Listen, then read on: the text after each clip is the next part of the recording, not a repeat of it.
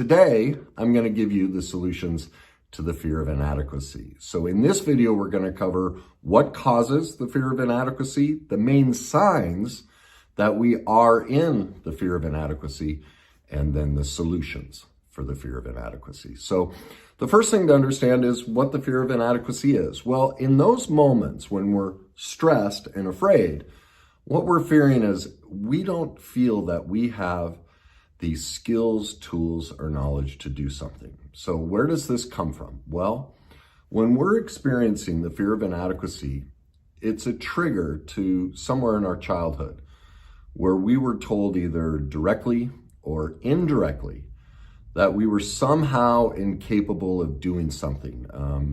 And for many of us, it may not have been said directly to us, but we left with the feeling that we might be stupid. And that's what's really replaying. It's this sense of, oh my gosh, I feel so inadequate, so dumb, so stupid. I don't have the answer. And really what it was is our parents' perfect imperfections and their lack of recognition that we're young and we're exploring the world and we don't have the answers. I know for me, my fear of inadequacy was born with my father. I'll never forget. I was always great in math. And straight A's just made sense to me. And my dad was kind of like, you're going to be an engineer just like me. And then once it got into theory, algebra, geometry, stuff like that, I couldn't do it.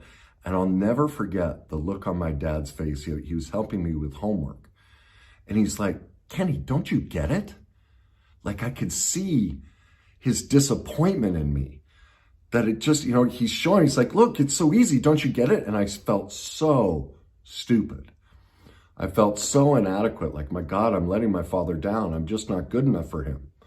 Well, that's what's happening to us in the present moment. Remember, all stress is borrowed pain from our past that's brought forward. We're reliving that traumatic moment. Well, that was mine. So think through your own life. Where were you sent those messages? See, my father didn't directly say, I was bad or stupid, but the look on his face, the incredulousness of how he was talking to me left me with that feeling. It was a perfect imperfection. We don't teach how to parent and how to talk to our kids.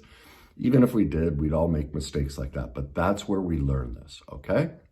So what's the main sign that we are struggling with the fear of inadequacy? Well, procrastination. Putting something off or avoiding and pursuing something because ultimately we don't want to experience that feeling again. This comes up with me all the time. I hate marketing. The marketing of business, the sales process of what I do, I can't stand it.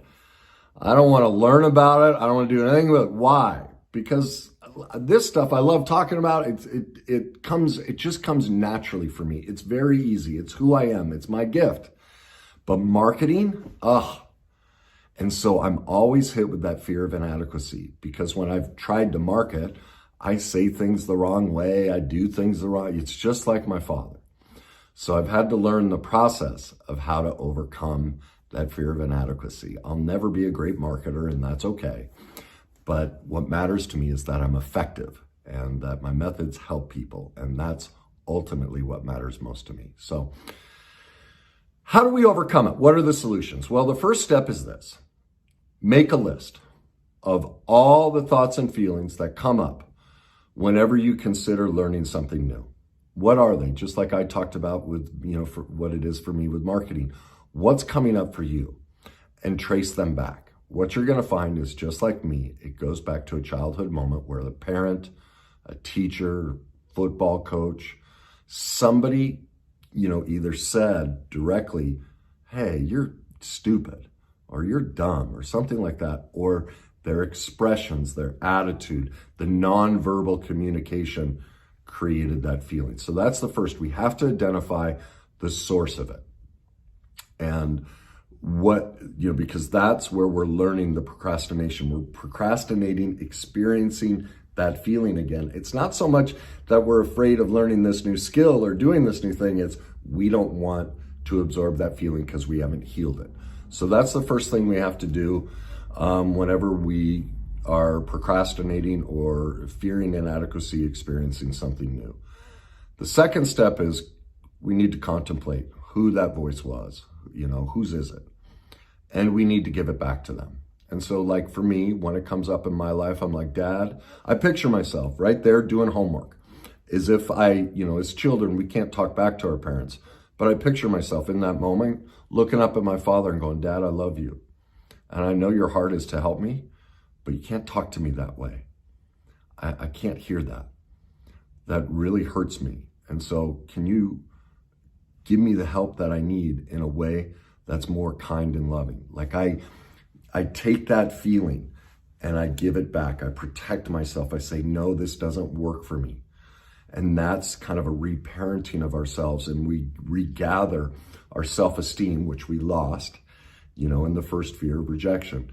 We gain our power back, which is the third stress or fear you're going to learn about in the next video. So give those feelings back to the person that sent the message. And then finally, the single greatest way to overcome the fear of inadequacy is go become an expert. Go learn about topics. There's the single greatest chemical explosion we have in our brain and body to change our feeling state. Remember, stress is a feeling state, is the act of learning. It is the greatest way to shift our subconscious and create a new feeling experience for us. Okay? So those are your 3 solutions. Now, make sure you tune in to the next video where I talk about the fear of powerlessness.